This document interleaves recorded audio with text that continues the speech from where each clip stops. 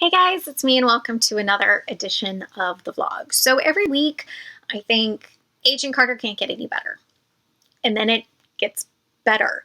So as I said last time, one of the things that I've really liked about this season is that we have more female characters interacting, which was some of the criticism from last season. And we actually have people of color that exist. And it's addressing that racism was an issue back in the time. Also, we're starting to address the oncoming threat of the Red Scare, communism, which in this case was a red herring. I mean, really, did you think that I wasn't going to notice that, this whole thing with communism being that they were attempting to make it look like Wilkes was a communist agent, that I wasn't going to seize on that opportunity? The great thing about Agent Carter compared to other shows that I might vlog about, Teen Wolf, is that because it's a mystery, because we're unraveling things, they like to give you information even as it raises more questions. So this week we finally got we had last week's pressing question, which was what exactly happened to both Whitney and what happened to Dr. Wilkes. Both of them were exposed to zero matter, and both of them have been very affected by it. What I liked was that it affected both of them in different ways. So Jason took the brunt of the blast, and it rendered him intangible. So he did the only thing he could think was safe, and he's been shadowing Peggy, trying to get her attention, and it wasn't until gravitational fields were being disrupted that Howard was able to figure out what was going on. And with Whitney, she's actually been able to kind of expel zero matter and absorb things. In this case, she used it to kill that creepy director. So for just 1 second, I want to talk about how fantastic it is that Agent Carter, that they don't make the supervillains completely one-sided. Like, she isn't just power hungry. Some of the things that affect her are things that most of us can sympathize with. I mean, that director was skeevy and gross. Personally, I'm hoping she kills her husband because I want to kill him. Because, I mean, here it is, she's talking about wanting to retire, and he's just like, not now, honey, you'll overshadow my election. Really? Oh, and then he was like, and then you can retire and have all the kids you want. I'm like, I don't think that's what she wanted. Okay.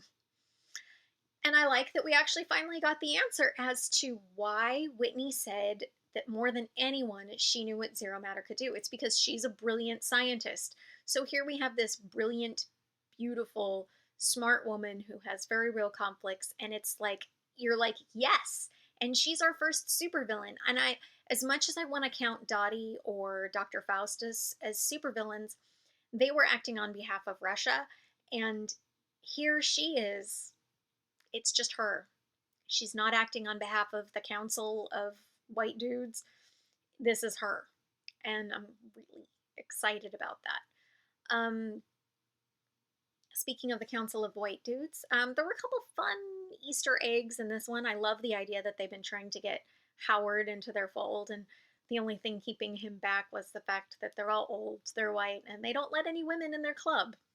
Howard Stark, a man of the future. So the Arena Club, they've been wrapping up Chadwick's election with like a bow. But the more pressing issue with them is that they seem to be trying to get their claws into Jack.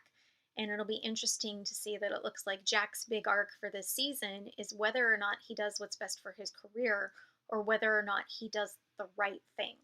Because obviously, if he follows along with these guys, doors are just going to keep opening for him. But if he does that, at what cost? Because they're clearly working with dangerous things, they're dangerous people, and so it's going to come down to that. I love that Sousa still has Peggy's back in all of this, that he didn't care that essentially she's working this case on her own. It's not really anything anymore, but he's still able to help. I love that that he's smarter than we all give him credit for, so I appreciated that. So Jason Wilkes, so rendered intangible. I like that he and Howard, kind of this brain trust idea. And I like that this also sets up another thing, that if they can indeed save him, that Howard is the kind of person that he doesn't care where you come from, he doesn't care what you look like, anything like that. If you're brilliant, he wants to work with you. And that's one of the things that I've always loved about Howard. And obviously, it's the reason that he worked so well with Peggy. It didn't care that she was a woman, she was capable. And he, like, the fact that he collects people that are capable, even if they're completely different from him.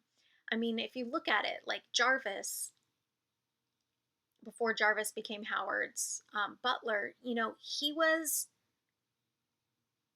perfect soldier, perfect whatever, who threw it all away for a woman. And you like, Howard appreciated that. And to this point, he even hinted that he could actually let Jarvis go if that was what Jarvis wanted, if he wanted to pursue, you know, being Peggy's partner and all of this. And I think that's pretty damn amazing. Howard Stark. You're a strange, strange man. So other fun Easter eggs in there other than the tie pin or the lapel pin, whatever pin. Somebody had said that you could see the arc reactor in the lab. I need to go back and look at that. But what I did notice, obviously, and I hope everyone noticed, was the security system. It was Jarvis's disembodied voice. And that made me smile because it makes me wonder if perhaps that's still in place by the time that Tony's little.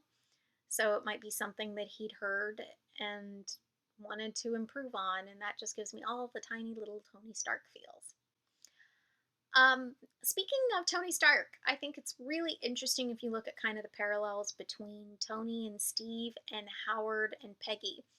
The way they work together, the way they don't work together. I mean, I think that especially in this, the way that Peggy is handling this, where it's all or nothing to the point where she's burning bridges and she's doing this because it's the right thing. If you've watched the trailer for Civil War, it seems a lot like Steve. A lot. So obviously, it looks like we've got, you know, two kind of bad guys. We have the Council of Men. We have Whitney doing her own thing. There's obviously this rush to try to fix Jason. But then there's also Peggy's career, which seems like it might be at stake, especially if Jack winds up working with the council, if they get their claws into him. So it'll be interesting to see where that goes. Also, I mean, I hope everyone caught that nice little meta reference where Howard is making a movie based off of a comic book. It's a Western. But Peggy expressed shock and dismay that anyone would see a movie based on a comic book. So that was fun and cute.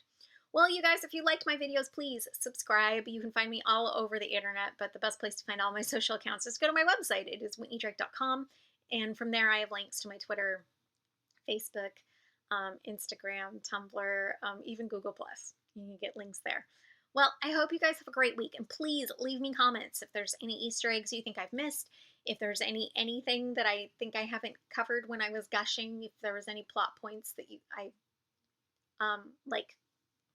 that you think might pay off for future story arcs, let me know.